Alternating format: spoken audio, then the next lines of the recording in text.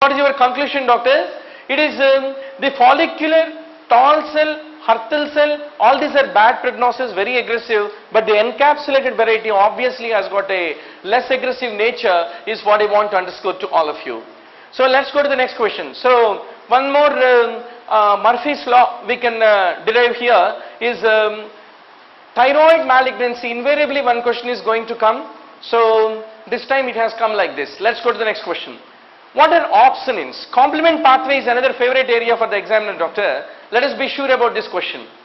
Immunoglobulin G antibody, C3b, C4b, IC3b, they are all considered to be excellent opsonins, but not the C3a. So in addition to that, you are having this mannose binding protein. It is a very important part of this opsonizing components, doctor. The presence of it is recognized by the C1q receptors. So it's a very important opsonin. And you also have one surfactant protein A. It will be binding with the carbohydrates and it will be recognized by the transmembrane receptors. So that's the reason, doctor, this carbohydrate binding protein can act like an opsonin. Mannose binding protein is something that should not be forgotten. It is not C3a. Examiner wants to know whether you know it is as C3b or not. But still those who answer it as IgM, if at all anybody has answered, I have got a small good news, but that is not the answer. But still there is some justification about it. So what is the justification? Let us see. Basically, antibodies which have got epitopes for the infectious agents will be recognized by these Fc receptors.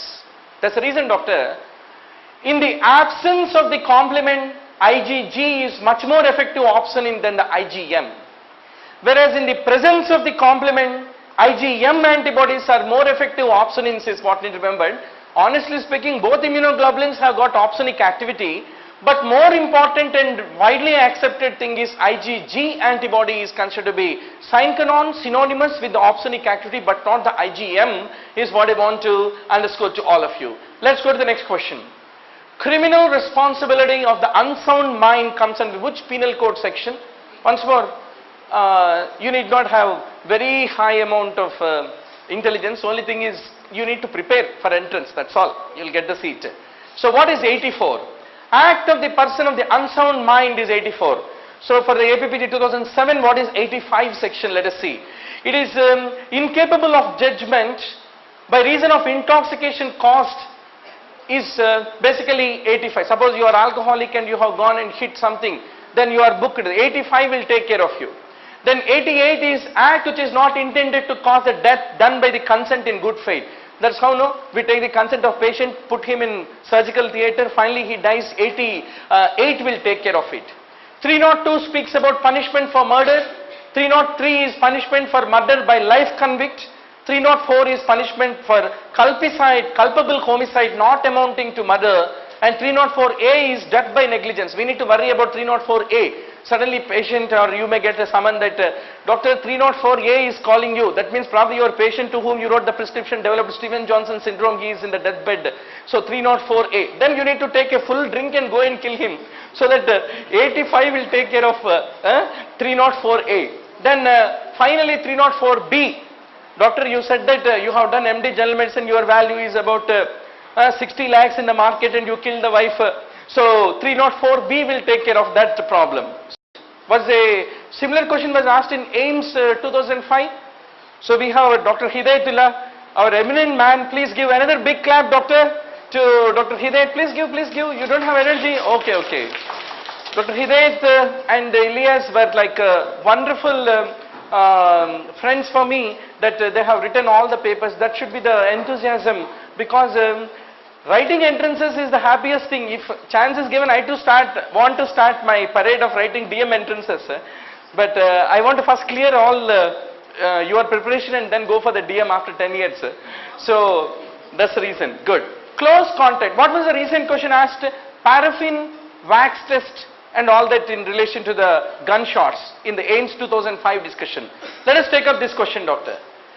This is the typical suit.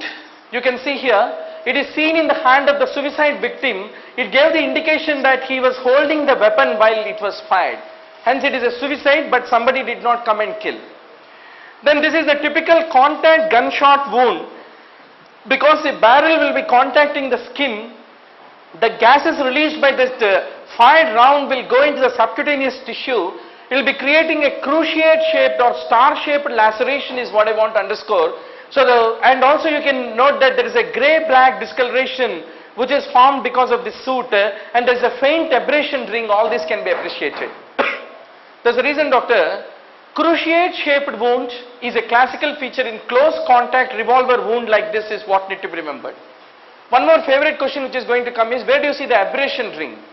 So please remember, when the force of these gases will be entering below the skin, they will blow the skin surface back against the muzzle of the gun, and that will lead to this kind of abrasion ring is what need to be basically remembered, which you can see here. This gives you that clear muzzle imprint, and this abrasion ring in a close shot wound should not be basically forgotten. Similarly, a contact range gunshot entrance wound will show this kind of grey black discoloration which is formed by this burned powder.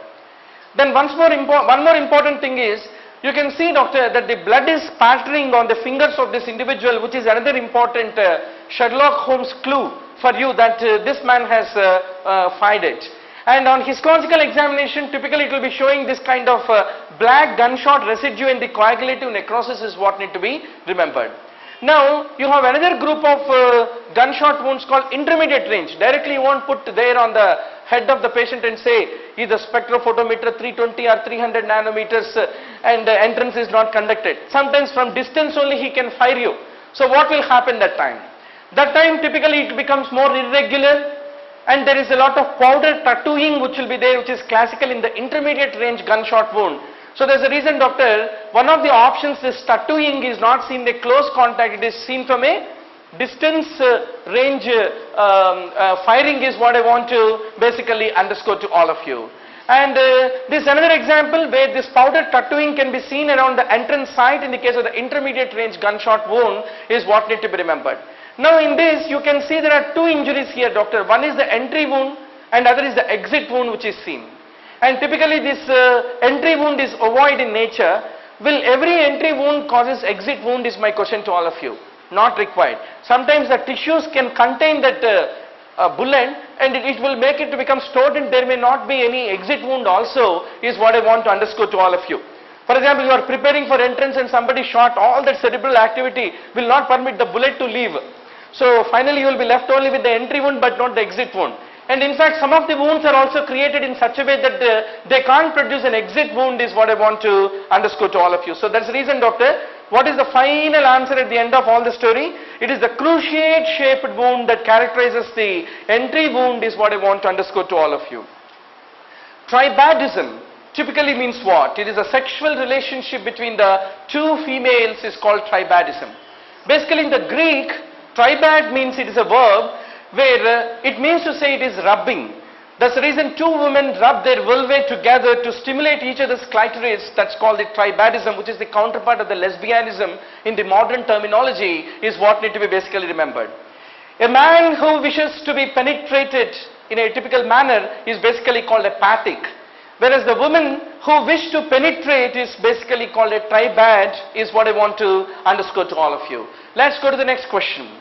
Minimum age for the punishment under the Railways Act. It's a very interesting question. How many have answered 7? How many answered 5? First 5. Please raise the hand. Good. A good number. I'm happy.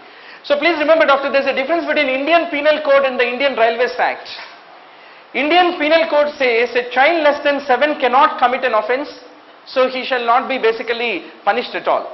Whereas the Indian Railways Act, section 130, enunciated in 1890 said, Britishers have done that. Even under 7 years also, the individual is liable for the punishment if he has done anything maliciously to wreck the train or to hurt the persons travelling in the train. So below 7 also is accepted. But one of the references saying even up to 5. Below 7 means up to 5 he is still punishable. Below 5, even in Indian Railways Act, it is not punishable. That's the reason, doctor, nowadays children are also very intelligent. If you punish them, they say under Indian Penal Code you can't do that. And even under Indian Railways Act, you can't do that.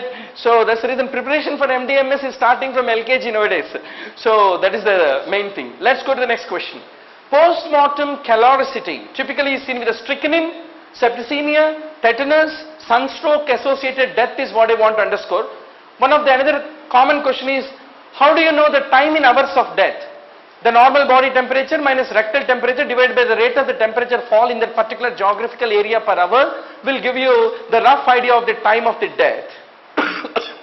Let's go to the next question. Confidence limit, how do you calculate it typically? You require two important terms, doctor. The mean and the standard deviation for calculating it is what need to be remembered. Recently we discussed about the Z score in one of the Sunday test programs.